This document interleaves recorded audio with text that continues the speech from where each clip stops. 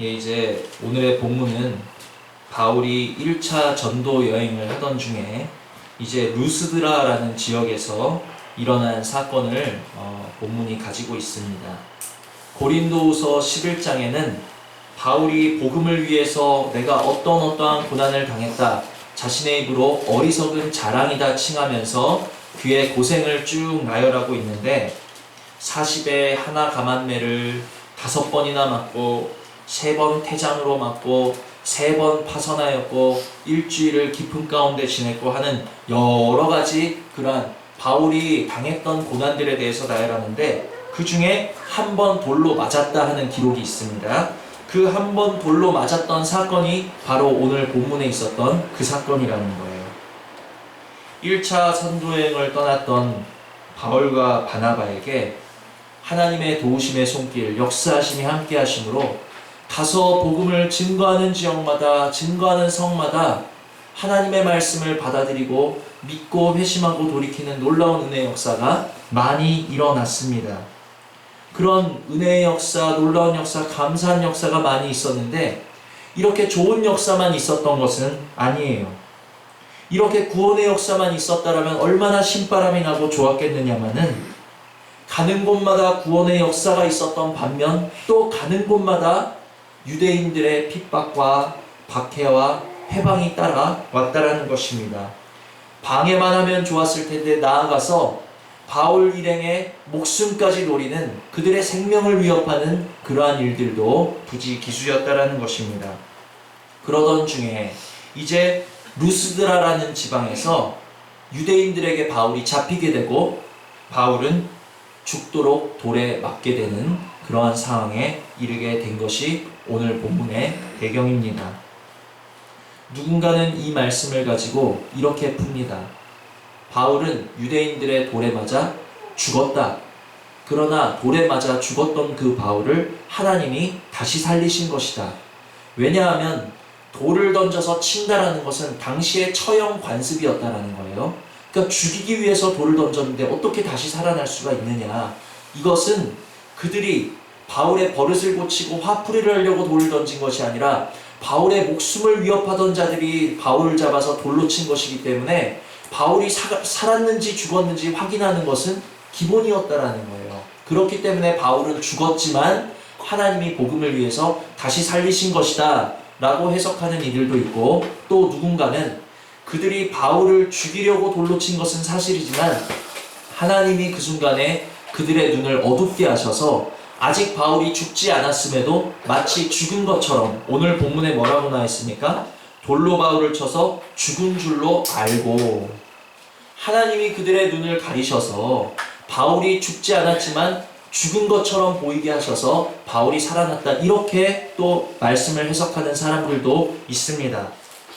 무엇이 맞다 틀리다 할 수는 없지만 그러나 분명한 사실 한 가지는 바울이 죽도록 돌에 맞았다라는 것은 분명한 사실이라는 거예요. 바울이 죽었다라고 생각한 사람들은 바울을 들어다가 그 시체라고 여겨지는 것을 성 밖에 내동댕이 쳐버렸습니다. 그리고 20절을 보시면 제자들이 둘러섰을 때에 바울의 시신을 찾기 위하여 제자들이 둘러섰다라고 이야기합니다. 여기서 제자들은 예수님의 12제자를 의미하는 것이 아니라 바울이 복음을 전했고 그 지방에서 복음을 받아들인 그의 형제들을 일컬어 여기서 제자들이라고 하는 거예요. 그들이 바울을 둘러섰을 때에 20절, 바울이 일어나 성에 들어갔다가 이튿날 바나바와 함께 더베로 갔어요. 그들이 바울을 둘러서자 죽은 줄로만 알았던 바울이 어떻게 해요? 다시 일어서는 거예요. 저는 말씀을 준비하면서, 말씀을 묵상하면서 깜짝 놀랐습니다. 죽었다가 살아난 바울이 그 상황이 놀라운 것이 아니라 이 다음에 일어난 상황이 저를 놀라게 한 거예요. 돌에 맞고 거의 죽을 뻔한, 죽음에 가까운, 혹은 죽었을 그 바울이 다시 일어난 것도 분명 놀라운 일이지만 그 다음에 바울이 보여줬던 행동이 저를 놀라게 하였고 부끄럽게 했습니다. 21절을 우리가 읽어보십니다. 시작. 제자들이 둘러섰을 때에 바울이 일어나 성에 들어갔다가 이튿날 바나바와 함께 더베로 가서 복음을 그 성에서 전하여 많은 사람을 제자로 삼고 루스드라와 이고니온과 안디옥으로 돌아갔어. 아멘. 제자들이 둘러섰을 때 바울이 일어나 이튿날, 여기서 이튿날이라는 것은 다음 날이죠. 무슨 다음 날입니까? 죽도록 돌에 맞은 다음 날이라는 거예요. 죽도록 돌에 맞은 다음 날, 저 같으면 어떻게 했겠습니까? 혹은 여러분이라면 어떻게 하시겠습니까? 죽도록 돌에 맞은 다음 날, 21절 보니까 복음을 그 성에서 전하여 많은 사람을 제자로 삼고, 저는 정말 이 말씀에 전율이 흐르는 것을 느꼈어요. 머리부터 발끝까지 뭔가 전기가 찌릿하게 흐르는 것 같은데 눈물이 쏟아지면서, 주님, 저는 어찌 된 사람입니까? 나는 어찌 된 사람인가? 오늘 복음을 위하여 살아간다 그러고 생명을 얻었다 하며 주의 은혜를 사모한다 하는 우리들의 모습은, 나의 모습은 과연 어찌 된 사람인가? 바울의 모습을 보면서 너무너무 놀랍고 또 너무너무 부끄러운 제 자신을 발견할 수밖에 없었습니다. 분명히 돌에 맞았는데, 돌에 그냥 맞은 것도 아니고 죽을 만큼 돌에 맞았는데, 복음 때문에 돌에 맞은 그 이튿날 가서 복음을 전하는 바울, 예수 그리스도 때문에 죽을 뻔한 그 이튿날에 가서 다시 예수 그리스도를 전하는 바울의 모습이 오늘 저를 굉장히 놀라고 부끄럽게 한다는 것입니다. 여러분은 어떠십니까? 바울은 돌에 맞은 그 다음 날에도 주를 위하여 복음을 전했는데, 작은 걸림, 작은 넘어짐, 내 자존심에 작은 돌멩이가 날아서 나를 상하게 하면 그거 못 참으면서 안 해, 못해, 더럽고 치사해, 내가 왜 이렇게까지 해야 해? 수없이 외쳤고 또 그런 모습을 보여왔던 그러한 나는 어찌된 사람인가? 저는 이 말씀을 준비하면서 가슴을 칠 수밖에 없었습니다. 바울은 어떻게 이렇게까지 할 수 있었을까요? 어떻게 죽도록 돌에 맞은 다음 날에도 일어나서 복음을 전할 수 있었을까요? 그를 일으킨 원동력이 무엇이었을까? 너무너무 궁금했습니다. 바울이 사도라서? 바울이 능력자라서? 아니에요. 비결은 너무 단순한 곳에 있었습니다. 우리 본문을 잠깐 꽂아두시고 고린도 후서를 보십니다. 금방 돌아오실 거니까 못 찾으시는 분들은 그냥 들으셔도 됩니다. 고린도 후서 4장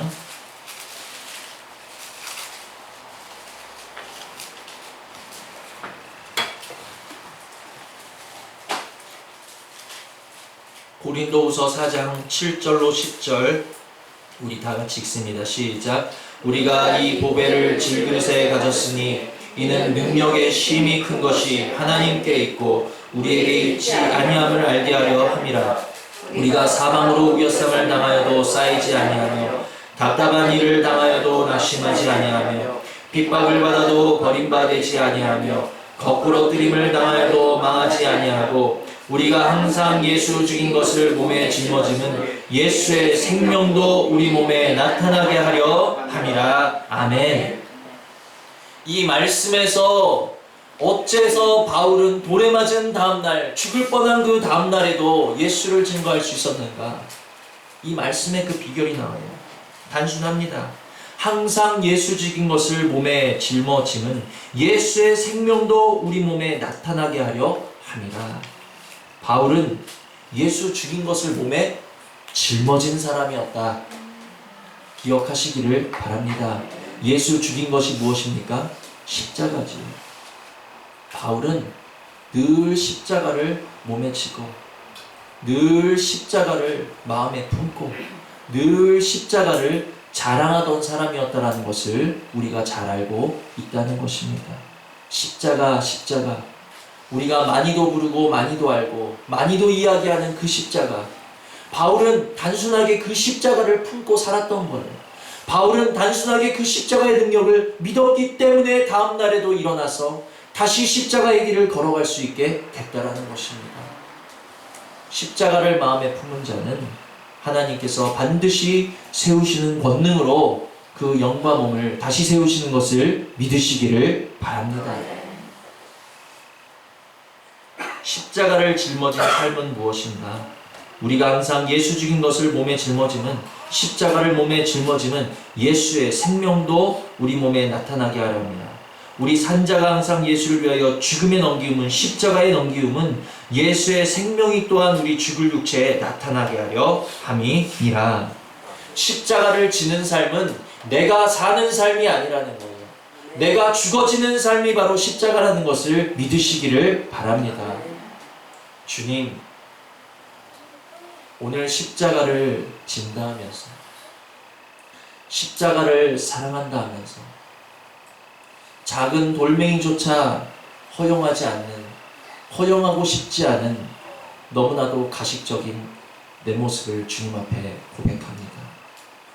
나를 불쌍히 여겨주시고 긍휼히 여겨주시고 십자가에 날마다 나를 부인하며 그 능력을 체험하는 그러한 은혜가 내 삶에 넘치도록 나를 인도하여 달라고 우리는 이 말씀 앞에 조용히 엎드려 기도할 때인 줄 믿습니다.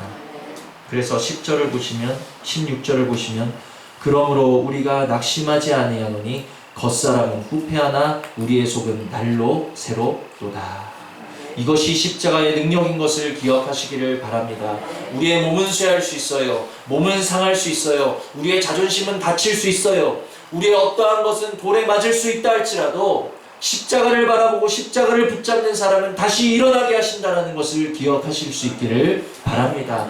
다시 일어나되 어제보다 오늘보다 내일 더 힘차게 일어날 수 있는 힘이 십자가를 바라보는 자에게 주어진다는 것을 기억하시기를 바랍니다. 바울의 삶의 이유와 목적은 바로 십자가였습니다. 바울은 그것을 알았어요. 단순히 그것을 알았어요. 바울이 뭔가 굉장한 것을 알았고, 바울이 뭔가 굉장한 능력을 지녔고, 바울이 사도라서 그런 일을 행할 수 있었던 것이 아니라 십자가를 믿음으로 붙잡았기 때문에 그는 복음을 위하여 목숨까지도 아끼지 않을 수 있었던 그러한 모습을 보일 수 있었다는 것을 우리가 생각할 때에 주님, 작은 십자가, 오늘 나에게 허락하신 작은 십자가, 내가 나를 부인함으로 그 십자가의 능력을 내가 체험할 수 있는 자리에 내가 십자가를 피해 돌아가는 넓은 길 말고 십자가를 정면으로 통과할 수밖에 없는 그 좁은 길에 내가 있다라면 주님, 나에게 힘과 은혜와 용기 허락하여 주시옵소서. 십자가를 붙잡을 수 있는, 십자가를 가지고 질 수 있는, 십자가를 통행할 수 있는 그러한 힘과 은혜와 용기가 우리에게 부어질 때 십자가의 능력까지 더불어 우리에게 역사되어지는 것을 믿으실 수 있는 은혜가 우리 모두에게 있기를 주님의 이름으로 축원을 드립니다. 그래서 이 말씀을 통해서 우리는 두 가지를 돌아보기를 원합니다. 내 모습을 돌아보셔야 되는데 첫 번째는 무엇인가? 한번 이 시간에 생각해 보세요. 돌아보시기를 원합니다. 첫 번째, 내가 살아가는 이유는 무엇인가? 내가 지금 이 땅을 살아가고 있는 이유와 목적은 무엇인가? 하나님께서 나를 이 땅 가운데 당신의 자녀로 부르시고 택하시고 자녀 삼으신 이유와 목적이 무엇일까? 지금 한번 생각해 보시기를 바랍니다.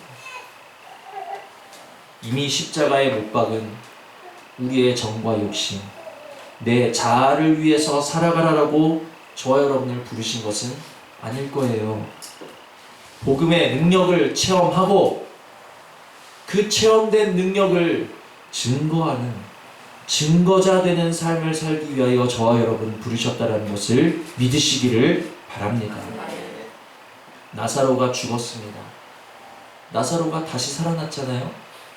예수님의 말씀 때문에, 죽었다 살아난 것 때문에 많은 유대인들이 먼 지경에서도 죽었다 살아난 그 나사로를 보기 위하여 찾아왔다라고 말씀에 기록되어 있는데, 정말 저와 여러분이 오늘 십자가에서 죽었고 또 부활한 삶을, 그리스도와 함께 누리는 삶을 살고 있는 것을 우리가 체험했다라면 사람들은 저와 여러분을 보기 원할 것이라는 것을 기억하시기를 바랍니다.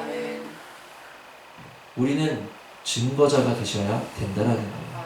십자가의 증거자.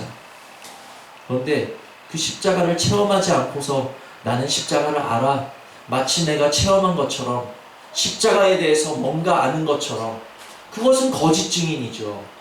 내가 십자가의 능력을 체험하지도 않았으면서, 내가 오늘 십자가에 나의 자신을 못 박지도 않았으면서, 주님, 거짓 증인 되지 않게 하시고 오늘 내가 체험한 그 십자가를 증거할 수 있는 증거자 될 수 있도록 나를 인도하여 달라고 기도하실 수 있는 은혜가 우리 모두에게 있기를 원합니다. 두 번째, 우리가 돌아보셔야 될 것은 무엇인가? 첫 번째는 내가 사는 이유가 무엇인가 돌아보셨다면, 두 번째 돌아보셔야 될 것은 무엇입니까? 오늘 내가 돌을 맞는 이유가 무엇인가? 나는 왜 돌을 맞습니까? 왜 내 육신에, 왜 내 마음에, 왜 내 자존심에 돌을 맞아야지요? 내가 돌을 맞는 이유가 아직 처리되지 않은 내 옛 성품, 옛 자, 내 감정 때문에 맞을 만한 돌을 맞고 있음에도 불구하고 마치 주님 때문에 돌을 맞았다, 말씀 때문에 돌을 맞았다, 복음 때문에 돌을 맞았다 하지 마시라는 거예요. 내가 나 때문에 맞고 있으면서 아직 처리되지 않은 내 감정과 내 성품 때문에 돌을 맞고 있으면서 내가 주님 때문에 돌을 맞고 있다 하지 말라라는 것입니다. 우리는 고백하고 또 기도하기를 원합니다. 어떻게 고백해야 될까요?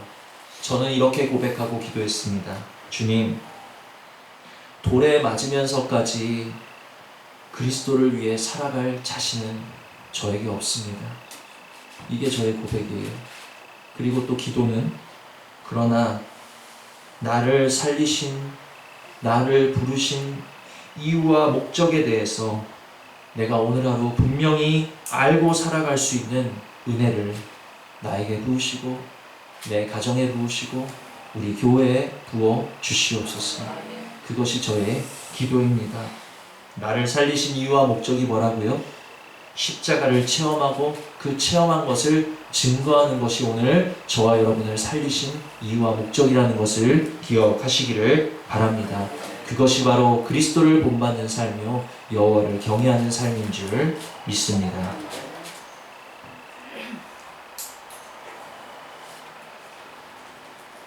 말씀을 준비하면서 다시 본문으로 돌아오시면 여기 참 우스운 사람들이 나와요. 바울이 돌을 맞았던 지역이 루스드라 지역이라고 말씀을 드렸습니다. 이 바울을 돌로 친, 유대인들과 함께 돌로 친 루스드라 사람들은 그럼 어떤 사람인가? 8절에서 10절을 보십니다. 본문 8절에서 10절 같이 읽습니다. 루스드라에 발을 쓰지 못하는 한 사람이 있어 앉았는데 나면서 앉은뱅이 되어 걸어본 적이 없는 자라.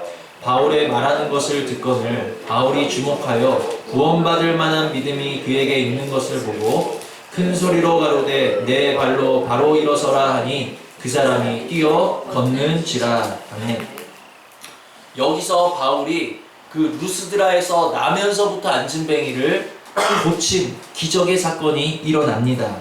그러자 그 성이 난리가 난 거예요. 막 뒤집어졌습니다. 어떻게, 그 당시에는 이제 뭐 고대 로마 신화를 믿었던 사람들이잖아요. 막 제우스도 알고 막.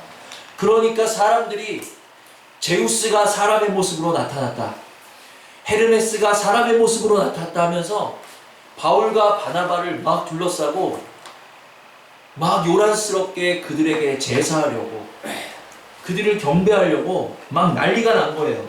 소동이 났습니다.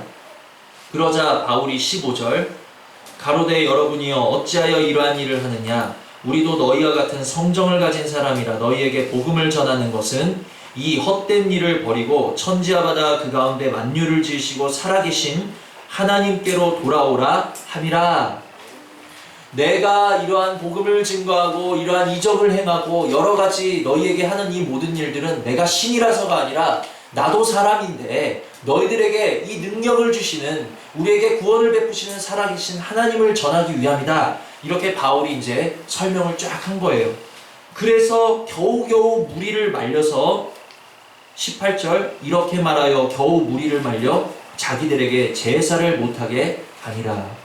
그러니까 겨우 말려서 그 막 들끓는 사람들을 겨우 진정시키고 자신들에게 제사하겠다라고 하는 그 사람들을 말렸다라는 것입니다. 그런데 제우스다, 신이다 하면서 불과 얼마 전까지만 해도 제사를 드리려던 사람들이 어떻게 변했습니까? 오늘 본문과 같이 얼마 지나지도 않았어요. 19절 유대인들이 안디옥과 이고니온에서 와서 무리를 초인하여, 무슨 말인가? 루스드라 사람들을 선동했다라는 것입니다. 불과 조금 전까지만 해도 제우스다, 신이다 하면서 제사 드리려고 했던 사람들이 유대인들이 와서 조금 선동질하니까 어떻게 했습니까? 무리를 초인하여 돌로 바울을 쳐서, 얼마 지나지도 않아서 유대인들의 선동에 의해 바울을 돌로 친 사람들이 바로 루스드라 사람들이라는 거예요. 이 모습을 보면서 참 우습지 않습니까? 너무나도 미련하고 너무나도 변덕스럽고, 그런데 이 모습에 마냥 손가락질을 할 수가 없는 거예요. 왜입니까? 이 루스드라 사람들의 모습이 오늘 제 모습이라는 거죠. 제 모습이라는 거죠. 은혜 좀 부어주시면 세상에 나만 예수님 만난 것처럼 그냥 하늘 끝까지 올라갈 것 같다. 조금만 내 마음에 안 맞게 하시면, 조금만 마귀가 와서 내 마음에 쿡쿡 몇 번만 찌르면 그냥 선동질 당해가지고 주님을 향하여 쓴소리 내뱉고 원망하고 불평하고 하나님을 믿어드리지 못하는 제 모습이 바로 루스드라 사람 중에 한 명이라는 것을 고백하지 않을 수 없다는 것입니다. 조금 전만 해도 안진뱅이 고칠 때까지만 해도 신이다 하면서 섬기던 사람들이 말이죠, 돌을 던집니다. 엘리사가 아람 군대에 눈을 멀게 해서 사마리아 성으로 인도하여 오자 여호람 왕이 감탄을 하면서 내 아버지요, 내 아버지요. 언제부터 엘리사를 아버지로 읽었다고? 내 아버지요, 내가 칠이일까? 내가 칠이일까?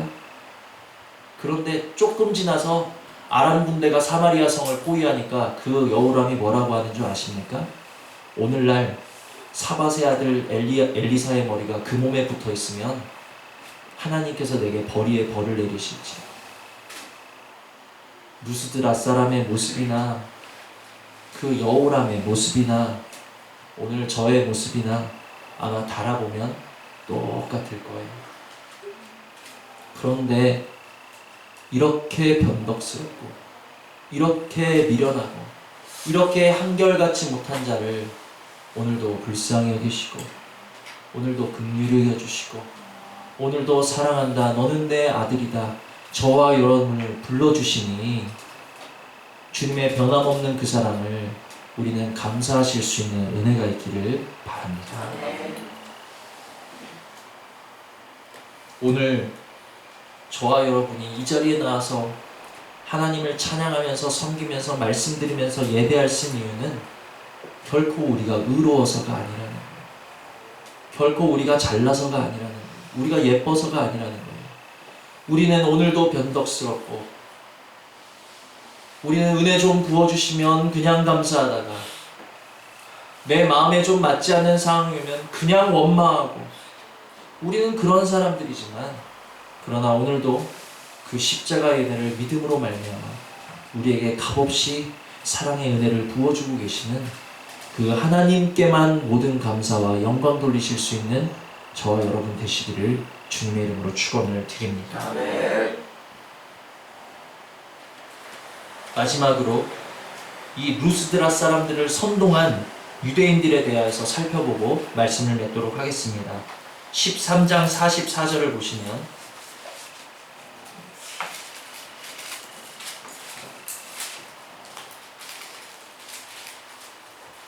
이제 바울과 바나바가 선교여행한 거의 첫 성에서 놀라운 부흥의 역사가 일어났습니다. 처음에 몇 사람이 듣다가 다음에는 무리가 와서 듣다가 그 다음에는 온 성이 와서 하나님의 말씀을 듣고자 모이는 그런 부흥의 사건이 일어나요. 44절 45절 함께 읽습니다. 그 다음 안식일에는 유대인들이 그 무리를 보고 시기가 가득하여 바울의 말한 것을 반박하고 비방하더라. 아멘. 유대인들이 시기가 가득해진 거예요. 자, 그러면서 50절을 보시면 50절을 읽습니다. 시작. 이에 유대인들이 경건한 유대인들과 그 성내의 유력자들을 선동하여 바나바를 핍박해 하여 그 지경에서 쫓아내니. 아주 유대인들의 습관적인 모습이 나오고 있는데 무엇을 하고 있습니까? 선동하고 있는 거예요. 이 루스드라 사람들도 선동하여서 바울을 돌로 치게 하더니 여기서도 처음에도 그 온 성이 하나님의 말씀을 듣고 기뻐하는데 그 중에서 사람들을 또 선동해가지고 바울과 바나바를 핍박하게 해서 쫓아내는 사건이 유대인으로부터 일어나게 됩니다. 14장 1절 2절을 우리가 다시 읽어보십니다. 시작. 이에 이고니온에서 두 사도가 함께 유대인의 회당에 들어가 말하니 유대와 헬라의 허다한 무리가 믿더라. 그러나 순종치 아니하는 유대인들이 이방인들의 마음을 선동하여 형제들에게 악감을 품게 하거늘. 여기서 유대인들의 특징이 나오고 있어요. 특징이 세 가지가 나오고 있는데, 첫 번째, 순종치 아니하는 유대인들이 순종치 않는다라는 것입니다. 둘째는 무엇입니까? 마음을 선동하여. 그리고 세 번째는 악감을 품게 하거늘. 이 유대인들의 특징이자 하나님을 대적하는 육체의 모습이라는 것을 기억하시기를 바랍니다. 순종치 않는다라는 거예요. 하나님의 말씀을 순종해야 되는데, 하나님의 인도하심에 순종해야 되는데 도무지 그 말씀에 순종하지 못하도록, 우리 속에 하나님을 대적하는 무리가 있다라는 것을 기억하시기를 바랍니다. 마음을 선동하여 두 마음을 품게 하는 거예요. 말씀도 옳은 것 같은데 내 육신의 생각도 옳은 것 같고, 하나님을 인정해야 되는 것도 맞는 것 같은데 내 힘과 노력을 사용해야 되는 것도 맞는 것 같고, 우리의 마음을 자꾸만 뭔가 지혜라고 하는 것이, 명철이라고 하는 것이, 당연히 육신의 지혜, 육신의 명철이죠. 그런 것들 우리의 마음을 선동한다는 것입니다. 또 악감을 품게 하거나, 악감, 그리스도에 대한 악감, 성도에 대한 악감, 이웃에 대한 악감, 믿는 것에 대한 악감, 맡기는 것에 대한 악감을 품게 한다라는 거예요. 주님, 내 속에 이러한 육신적인 기질, 유대인적인 기질이 있습니다. 주님, 이 시간에 내 속에 모든 유대인적인 기질을 쫓아 주시옵소서. 몰아내 주시옵소서. 도저히 하나님의 말씀을 순종하지 못하게 하고 마음을 선동하고 정말 악감을 품게 하는 모든 더럽고 사악한 육신의 세력, 유대인적인 기질, 주여 내 속에서 온전히 십자가에 못 박아 주시옵소서. 우리는 소망하셔야 돼요. 그래서 말씀을 정리합니다. 오늘 죽도록 돌에 맞은 그 다음날 다시 일어나 복음을 전하는 바울의 모습 속에서 도저히 나의 힘으로는 그를 본받을 수 없는 그러한 육신의 부족함과 연약함을 보게 됩니다. 그러나 동시에 또 무엇을 보게 되는가? 그럼에도 불구하고 그렇게 주님을 거절하고 그렇게 수시로 선동당하여 감사와 은혜는 어디로 갔는지 찾아볼 수 없고 주님을 원망하고 쓴소리를 내뱉으며 심지어 돌로 치는 우리들을 오늘도 참으시고 오늘도 사랑하시고 오늘도 불쌍히 여기시고 오늘도 다시 돌아와서 내 마음에 발에 티끌을 떨으시고 내가 네 안에 다시는 들어가나 봐라. 루스드라 성은 바로 제 자신의 모습입니다. 나를 향하여 발에 티끌을 떨으시고 그냥 떠나가시는 하나님이 아니라, 그런 주님이 아니라 오늘 주님을 향하여 한결같은 마음이 아닐지라도, 주님을 향하여 돌을 던진다 할지라도, 그러나 다시 일어나 오늘도 찾아오시고 내일도 찾아오시고 항상 내 안에 찾아오셔서 마음문을 두드러 부으시는 그 주님의 사랑을 볼 수 있게 된다는 것입니다. 주님, 오늘 예배를 통해서 내가 살아가는 목적과 이유를 알게 하여 주시옵소서. 내 속에 모든 하나님의 일을 회방하고 하나님의 말씀에 순종치 않는, 선동하는, 주의 일에 대하여 악감을 품게 하는 모든 유대적인 기질, 육신적인 기질, 하나님과 원수되는 기질 십자가에 못 박아 주시옵소서. 우리 들으신 말씀 생각하시면서 잠시 기도하시겠습니다.